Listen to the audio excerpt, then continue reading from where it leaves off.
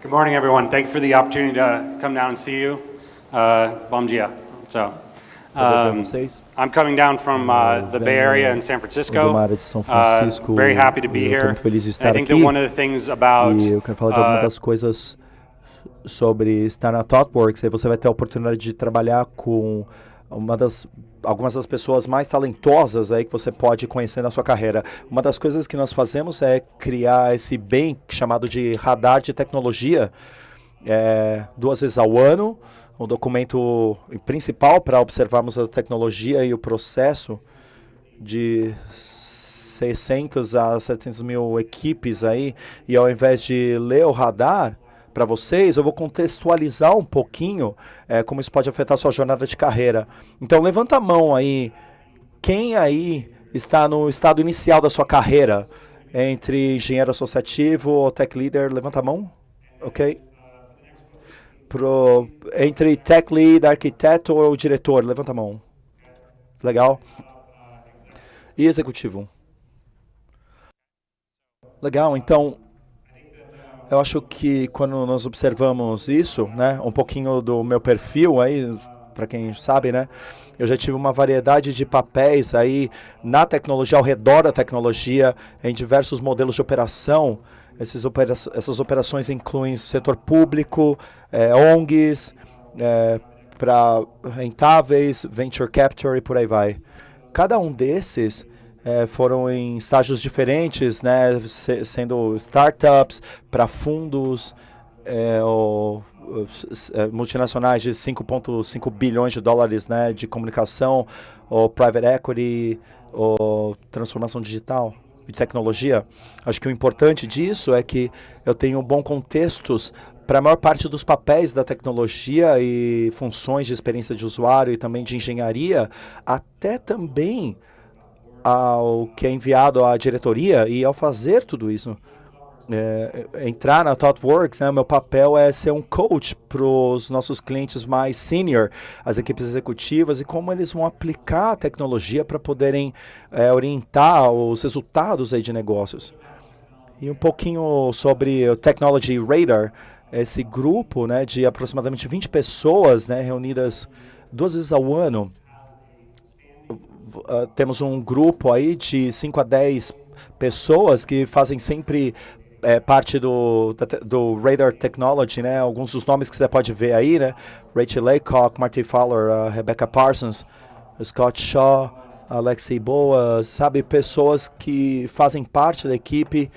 E o que termina acontecendo no final é que os resultados não vêm só do pessoal mais senior, mas as tecnologias com diferentes contextos na compreensão de como trazer as informações do nível 9, né, as pessoas fazendo o trabalho lá no chão, né, pessoas globais, e levar isso até o trabalho, né?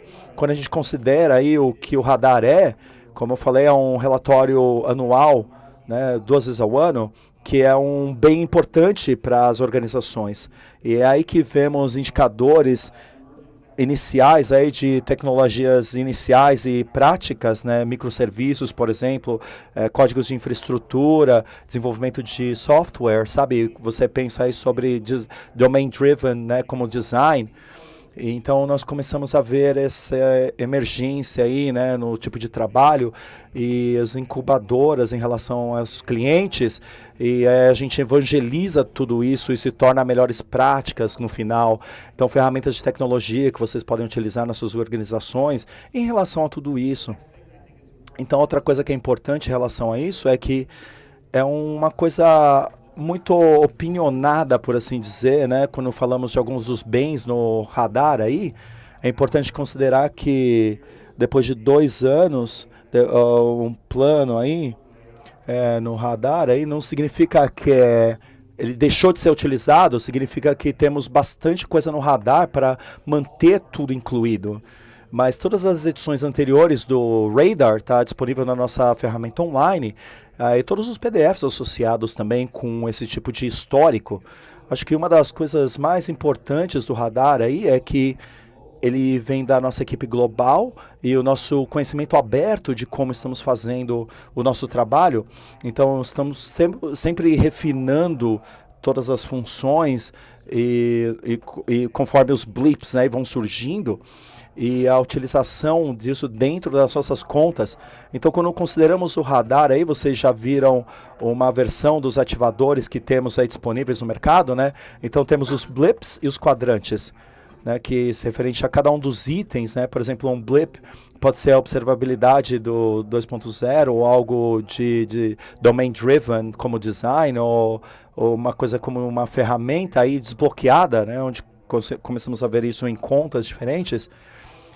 Ok, uma confissão aqui, eu venho numa plataforma de engenharia e de modernização como plataforma, eu tenho um perfil aí de Data Science, né? Então tudo está relacionado a plataformas de engenharia, nuvem, multi-cloud, estratégias de modernização e plataformas de negócios também. Quando consideramos aí os quadrantes e anéis, a gente começou a fazer... nós vemos aí que temos ferramentas, plataformas, linguagens e estruturas, e quando começamos a observá-los sendo aplicados, né, e vemos os blips do lado de fora, no círculo externo, e na parte interna você tem a moção, o movimento e as direções aí. Então você tem a pré-avaliação, você tem o teste, e aí você tem a adoção, e você vê todo esse ciclo aplicado aí ao longo do processo todo. Então, outra coisa aí que... né, então você tem o círculo novo, né, você tem o quadrante, né, você tem o blip, aí você tem aí uma desutilização ao longo de um período. Então temos 125 blips aí que foram incluídos no radar, temos mais de 600 que entraram no processo. É um processo de 5 horas, 8 horas ao dia que discutimos, votamos, compreendemos como se vamos trazer ou não tecnologias, porque a tecnologia não está no nosso radar, não significa que nós não utilizamos. Mas tem a questão de energia e tempo também, né? 40% do radar apenas tem blips relacionados a IA, e devido ao fato que o IA está ganhando predominância no mercado e na indústria, faz sentido levá-lo adiante. Tem bastante trabalho a fazer aí que vai além da IA. Caso você estiver se perguntando, né, como está ligado, essas aqui são as coisas que eu enviei, né, seja escrito ou tenho o conforto de falar no nível aqui, a nível de temas.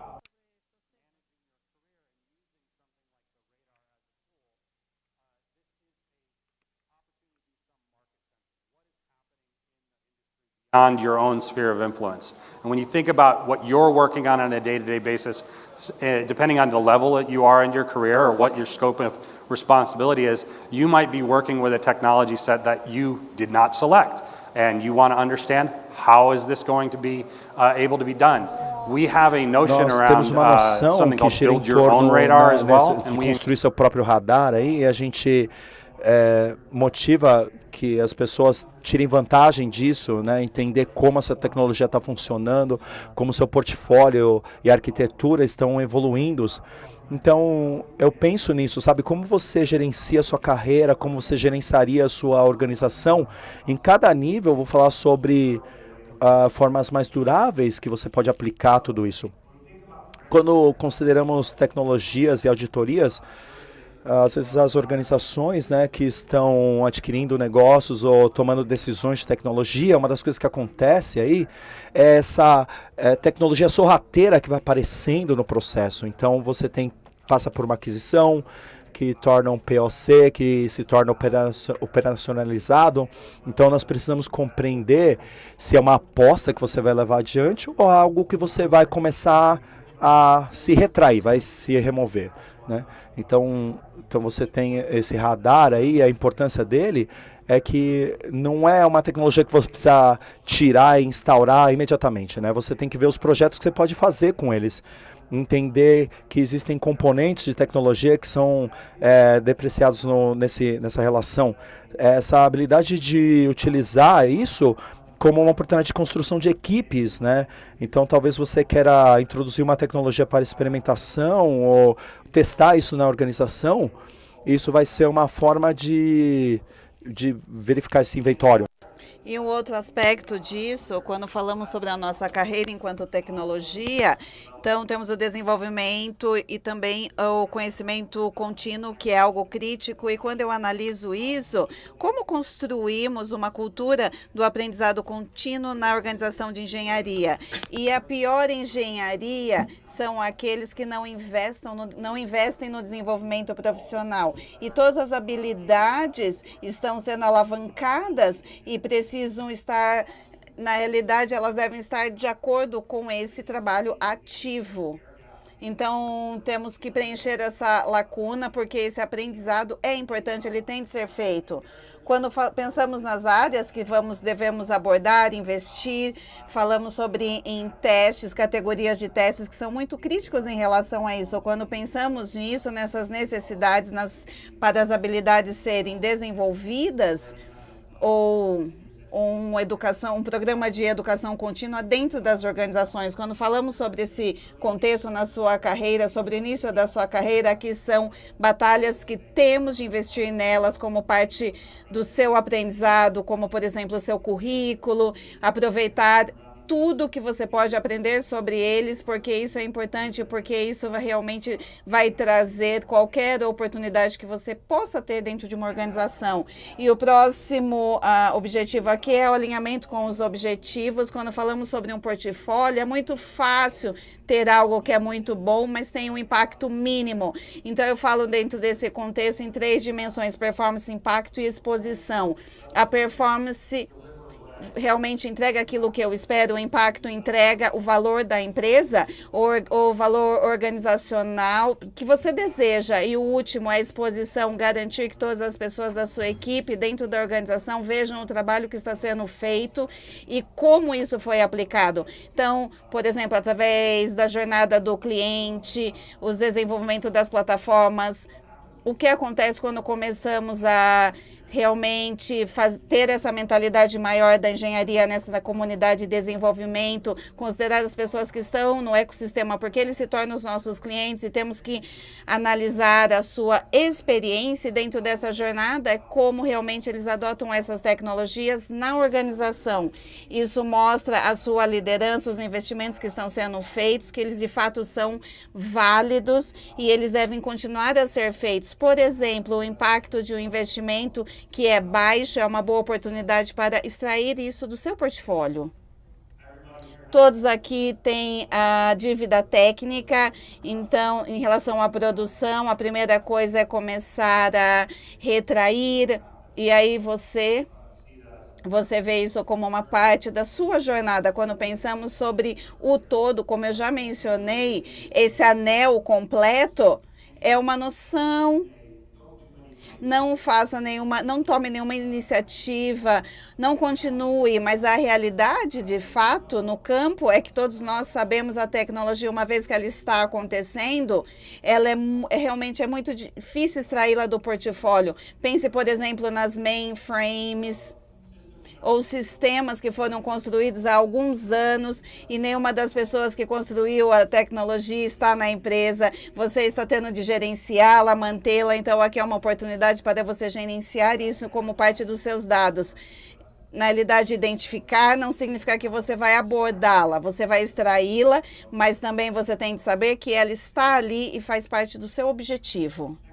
A próxima área aqui, enquanto líder, se você está, por exemplo, é um diretor, arquiteto, ou qualquer uma desses níveis sêniores dentro de uma empresa, a gente vê esses itens que estão no centro do radar. Esse teste, realmente, ele acaba sendo o que está acontecendo, o que está surgindo através disso. Como eu falei sobre o desbloqueio, uma das coisas que vimos é tudo aquilo que está em torno da inteligência de engenharia de desenvolvimento, como você democratiza, o que acontece na cabeça de um arquiteto, de um diretor, e você coloca ali para o time de uma maneira muito errada. Isso é um exemplo de tecnologia que nós temos enquanto referência dentro de empresas de mercado. Então, por exemplo, quando pensamos sobre isso, aqui é uma grande oportunidade de trazer ideias, aproveitar da tecnologia, técnicas, realmente analisar aquilo que é necessário, quais as parcerias que você pode ter, porque para a maioria essa estrutura que está dentro dos provedores, há uma opinião de como a tecnologia vai ser feita e normalmente há uma abstração acima disso tudo. E dependendo da sua estratégia técnica, do seu investimento e daquilo que são as suas prioridades na empresa, vamos decidir como vamos aproveitar esse experimento. E a próxima área aqui é um bom exercício de reunir a sua equipe para discutir por que essas decisões estão sendo tomadas. Quando pensamos a respeito disso, talvez você tomou uma decisão com uma única equipe, mas você é parte de uma grande equipe com 450 pessoas na empresa e com 70 produtos ativos na empresa. E quando você consegue compartilhar o conhecimento entre todas as equipes, o que é algo muito difícil, porque a maioria das pessoas consomem aquilo que nós chamamos de urgência. Então, por exemplo, a tarefa hoje é fazer isso, mas você tem de comunicar por que você está tomando a decisão. E aqui, enquanto exercício, se você está fazendo isso anualmente ou semestralmente, você tem que pegar isso da sua equipe e você tem a oportunidade de ter uma função de força nessa colaboração e fazer com que as pessoas falem sobre aquilo que eles estão vendo. Isso não é comum para uma grande organização ou qualquer tipo de organização de 500 pessoas ou mais, que eles começam a não ter mais essa comunicação sobre o porquê das decisões. Por que a tecnologia foi selecionada, onde que as forças e fraquezas estão e quais são as lacunas relativas ao aprendizado. Então, temos, por exemplo, na ThoughtWorks, nós temos essas falhas em relação... Isso não é uma prática, na realidade nós temos algo padrão, desculpa, e temos de ver isso, temos que estabelecer isso como prática. Nossa equipe espera começar com uma baseline e daí depois eles movem, eles vão para um outro lugar, vendo aquilo de fato, o que começou. Então, se você quiser começar a construir um roteiro tecnológico, uma das formas de se fazer isso é através dessa sensibilidade. O que é importante sobre o radar não é simplesmente você pagar pelas atividades. Tudo está baseado na realidade daquilo que de fato está acontecendo. Ninguém pode vir até nós e simplesmente dizer, você pode colocar as ferramentas aqui no radar. Nós tivemos alguns distribuidores que estavam vindo o tempo todo, e aí nós tomamos a decisão em não incluí-los no radar, porque nós vimos o próprio mercado deles e percebemos que não estavam alinhados com aquilo que poderíamos oferecer. Então, a tecnologia, nós vimos a tecnologia que eles estão fazendo, e quando pensamos sobre a tecnologia, falamos sobre uma aplicação prática ou sobre uma tendência que é necessária com uma única solução. O que você vai conseguir fazer, de como as decisões serão tomadas, se você está na área de serviços, da saúde, se você está trabalhando com questões legais.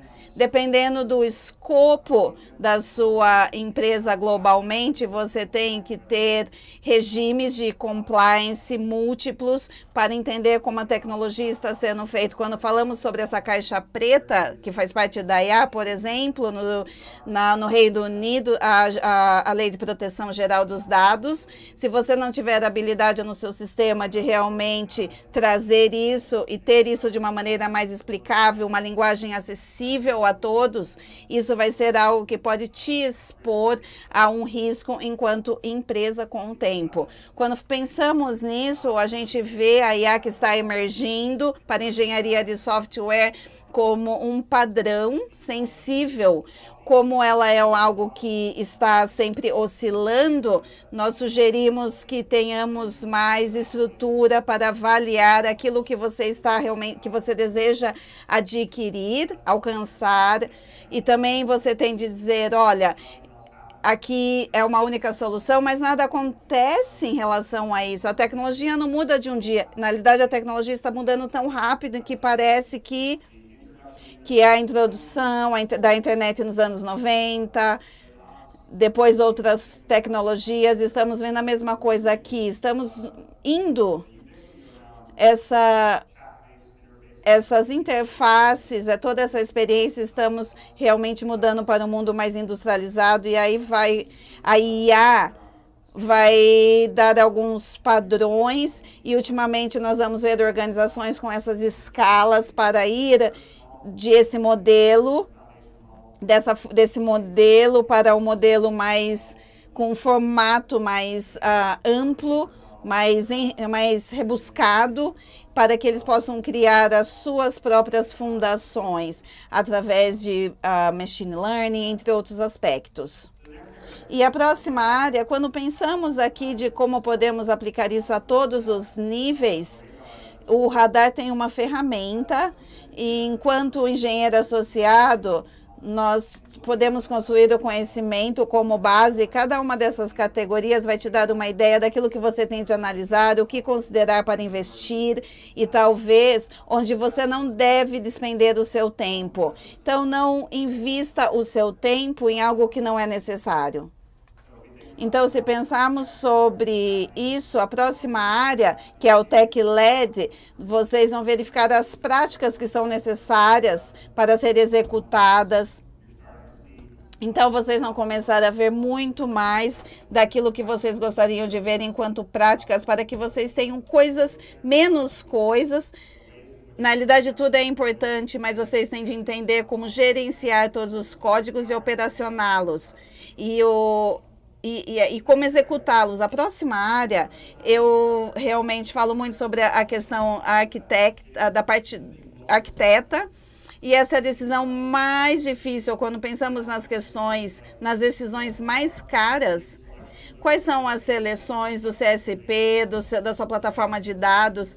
Quais são as formas que vão te levar ao uso correto disso? Quais são os parâmetros? E, ultimamente, como isso vai ser gerenciado com o tempo? Não é incomum para uma organização ter muitas tecnologias reaplicadas com as mesmas funções. E, normalmente, elas simplesmente, fazer a substituição delas não é uma opção. Muitas vezes, como um CTO, o risco dessa mudança não compensa o investimento para essa mudança. Então, o arquiteto tem de entender isso, tem que entender a questão técnica a longo prazo e como vão encontrar os recursos para fazer isso acontecer de uma forma correta. Quando falamos sobre o diretor, então temos que pensar sobre os escopos, se eles estão entregando todos os valores necessários para a organização, desculpa. Quando falamos sobre essas noções, temos de alinhar todas as decisões técnicas em relação aos objetivos da empresa, porque muitas vezes não significa que isso é fácil, isso vai ser barato ou vice-versa.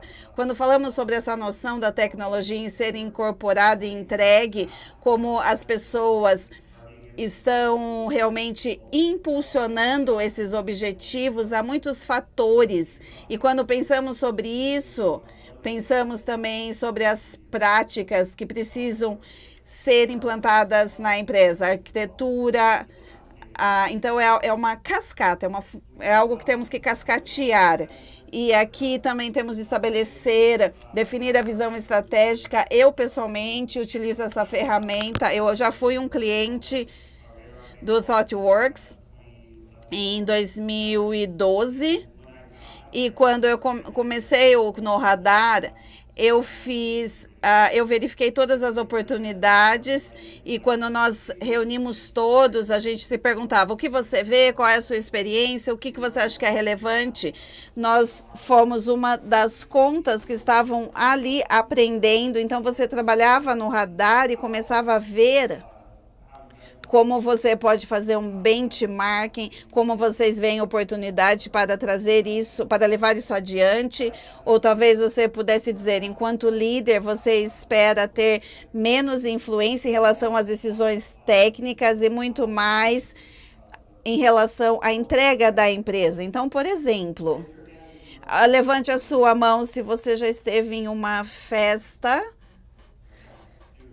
Alguns de vocês, na realidade, essa é a pior coisa quando você é convidado, porque o executivo fala: não há nada Não há nada lá fora. Quando isso acontece, quando nós impulsionamos esse comportamento em relação à tecnologia, enquanto estamos entregando em relação à tecnologia, quantas vezes equipes precisam se reestruturar da forma como eles observam, monitoram e reaplicam o conhecimento, notificam como que eles vão realmente levar isso para a produção. Se você quiser se apressar, e qualquer história que leve isso, que te leve a isso, o que acontece é que agora você começa a trazer esse comportamento da empresa na direção de uma visão estratégica, e agora os diretores conseguem alinhar isso e te dão habilidade para mostrar as suas habilidades técnicas entre também a arquitetura. Então, isso é uma cascata. Então, a gente vê isso num único lugar. Aqui é um slide que você tem que levar para a vida, colocar na sua parede, compartilhar isso com os amigos. Quando pensamos sobre essa noção de associado, você pode focar na adoção, você vai ter as suas habilidades fundamentais, você vai monitorar esse aprendizado contínuo e talvez isso, porque muitas vezes a tecnologia não investe nessa parte, porém, se você estiver numa organização aqui, é algo que você precisa contextualizar e entender. E dizer, eu tenho um crescimento de carreira aqui nessa empresa, é algo que muitas empresas não pensam a respeito. E como, então, vocês têm de pensar sobre isso. Quais são as ferramentas que vocês querem ter? Qualquer uma das ferramentas emergentes. Dentro desse ciclo de gerenciamento, nós temos uma opinião sobre isso, mas aqui é a camada onde a gente vê a maioria das coisas nas empresas. Então, aqui em relação ao teste, quais são as coisas que podemos considerar como um guia? A adoção é algo crítico, o teste é crítico, a avaliação é algo que você realmente também tem de monitorar. Quando pensamos sobre arquitetura, nós precisamos ter uma compreensão ativa do que de fato você quer no seu portfólio. Então, temos de realmente mostrar isso para os executivos para que eles possam gerenciar a empresa.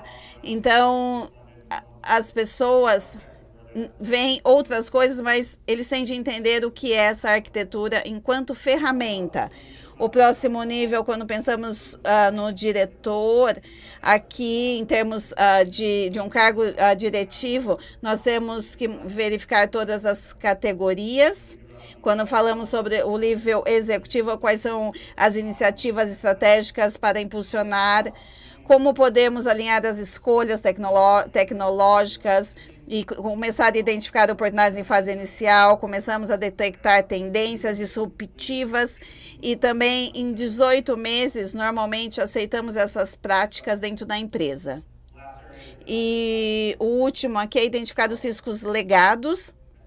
Eu vejo algumas pessoas aqui que já estão bem entendiadas, então eu não vou continuar com aquele slide. Aqui eu vou falar uma das coisas que vemos no radar. Então, nós temos aqui 31 funções em 4 temas. Então, nós temos aqui o WASM, codificação de assistência, a explosão de ferramentas generativas de IA. E o que nós vimos aqui, a nossa discussão é: o Rust é um programa de linguagem bem similar a um outro, e nós vimos toda a atividade em torno do seu sistema e começamos a ver isso de uma maneira muito rápida. E as duas linguagens que eu vejo que são mais relevantes aqui é a Go e a Rust, e o que acontece é que isso te dá itens adicionais, que te dá habilidade de fazer uma boa limpeza. Em relação a isso, o que é muito importante é o próximo, que é, quando pensamos aqui no WASM, é a próxima camada da organização. E o WASM, para a maioria das empresas, as pessoas acham que é uma camada da expressão do browser, porque é algo bem complicado. Na realidade, é uma aplicação muito complexa. Temos várias coisas em relação a isso, coisas que são muito complexas e você precisa ter muitas coisas para que você possa trazê-las. E o que é interessante em relação ao Osmo é uma plataforma de engenharia, que é uma interface de um sistema, e você consegue agora utilizar isso como uma arquitetura na nuvem. Isso é o modelo componente, que vai te dar habilidade para ter várias tecnologias em uma única estrutura, para que você possa usar isso de uma única maneira. Então, pense no Python, sabe? E outras combinações de ferramentas aí, Rails e por aí vai. E o que você gosta dessa tecnologia pode ser os frameworks, as ferramentas incluídas. O WASMs e os modelos de componentes te dão a habilidade de incorporar tudo e utilizá-los da forma que eles foram escritos originalmente, e você tirar vantagens, né? Se você pensar no ROMs, né, ele não seria a tecnologia que é hoje sem o WASM. Outro aspecto importante do WASM é que nos Estados Unidos, o governo americano tem um programa chamado Tractor, que pega tudo do pós-código e move além do Rust. E então pensa numa função forçada a ser migrada para tecnologia do futuro, né? Então você tem a habilitação de tudo isso com isso aqui. Próxima área. Então, antipadrões aí. Quem você usa o assistente de código aí? Bom, legal. Uma das coisas que começamos a observar é que eles são um parceiro eficiente para reparo, mas não um substituto. Você precisa compreender que, ao longo do tempo, coisas não gerenciáveis ou sem consideração, você vai ter o resultado como a manutenção do seu código ao longo do período de tempo. Então, nada disso está entrando. Então, você vai tomar decisões, sabe, para manter esses antipadrões aí afastados, né? E uma coisa que você pode observar também é que, se você fizer esse Alt-Tab aí, ou Tab das seleções aí, você tem uma manobra de risco, porque o que vemos aqui nas ferramentas de codificação aí, isso vai causar um trip. Isso está mudando aí. E você pode ter até o seu trabalho apagado nesse processo. E a última área aí, que a gente chama de a explosão cambriana de ferramentas de IA generativas, né? Então, os produtos de hoje são as características do amanhã. Então, você tem uma proliferação incrível dessas ferramentas e no espaço de assistência de codificação também, né? Então, a gente tem um upstream de tudo isso aí, de um ponto de vista de modelagem, ou como decompomos o fluxo de trabalho usando o Gen IA, como podemos usar o Gen IA para dar suporte a legados aí de padronização, não apenas para tratar o seu código como dados, sabe? Falar com o seu código, entender o que está lá, esse tipo de coisa. Essas são oportunidades novas, né, que vão além da industrialização da internet. A última área que eu quero falar, que não está presente no radar, que é o muito complexo para Blip, né, o TCTB. Então, uma das áreas aí é uma opinião bem ampla do que está acontecendo no espaço como um todo, né? Então a gente tem as perspectivas e a lupa, né? Então são os documentos que vão ser lançados no primeiro trimestre do ano que vem. E daí a gente parte para as perguntas, se vocês tiverem.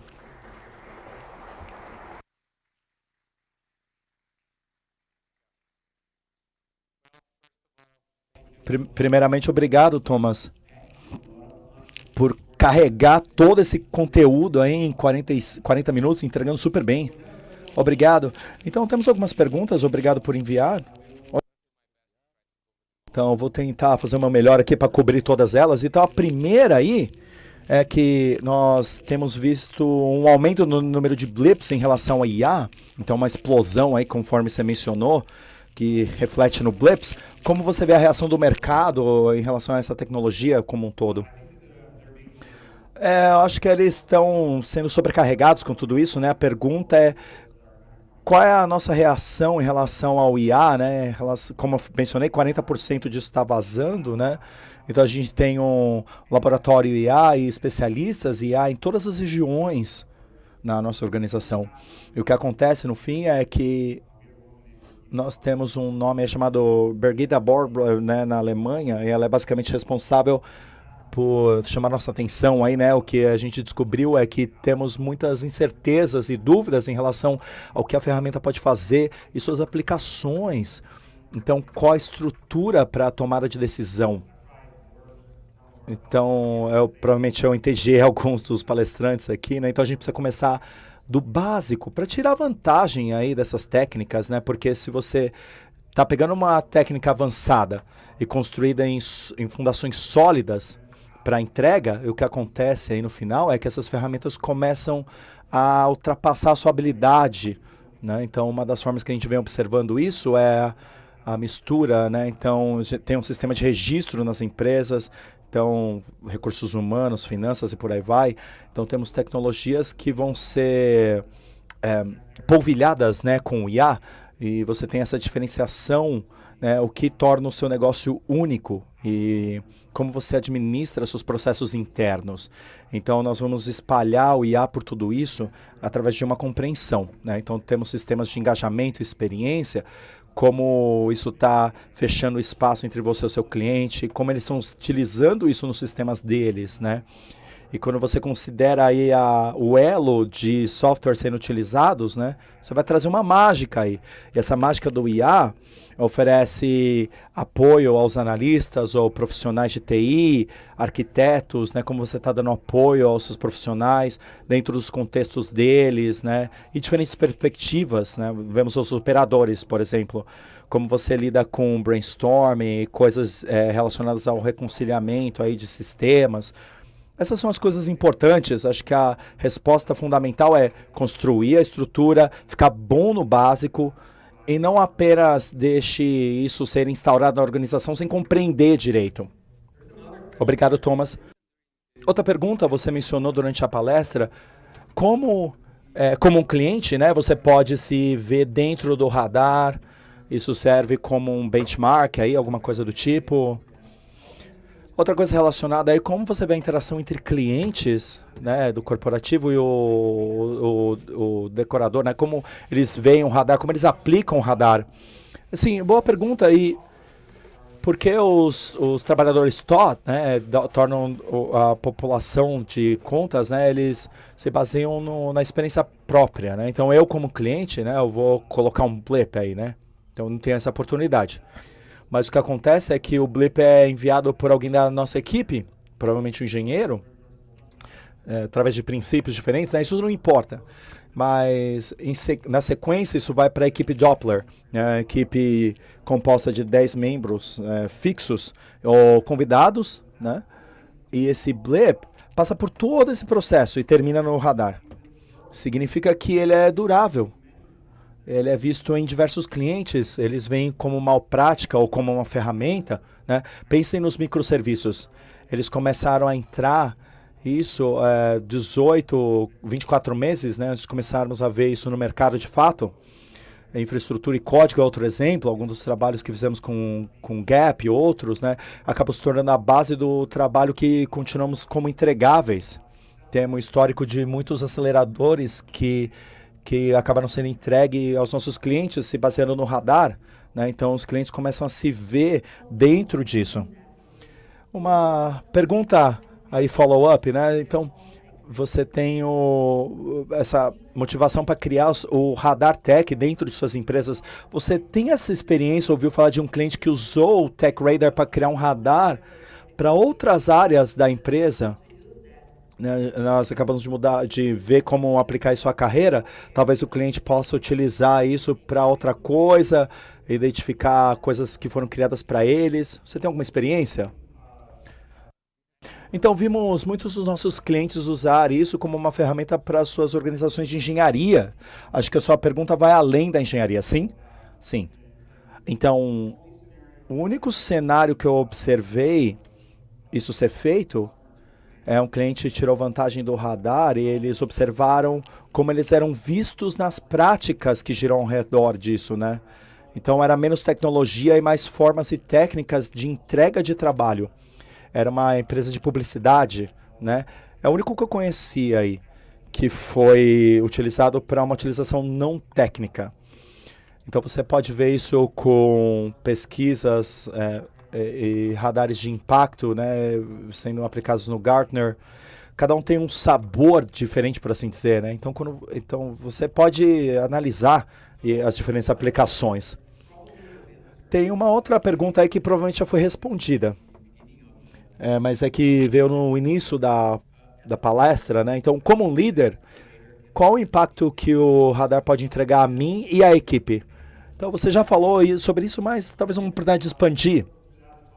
Então, a gente falou sobre isso na palavra, né? Mas a premissa básica é, como um líder, use como uma forma de iniciar conversas, né, e colocar coisas à mesa, né, a coisa mais importante aí.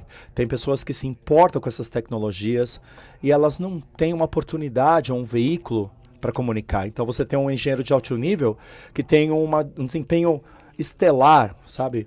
Mas tem o engenheiro de baixo nível, o impacto naquele indivíduo você ter um input, né, surgindo, então você tem um impacto maior na organização.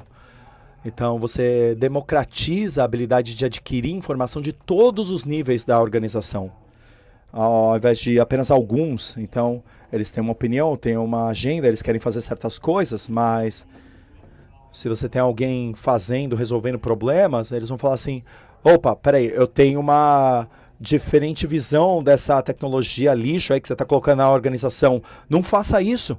Né? Então você deve estar disposto a ter uma conversa honesta em relação a tudo, né? Então, obrigado a Thomas, obrigado a todos que enviaram as perguntas. E com isso a gente termina as perguntas e respostas.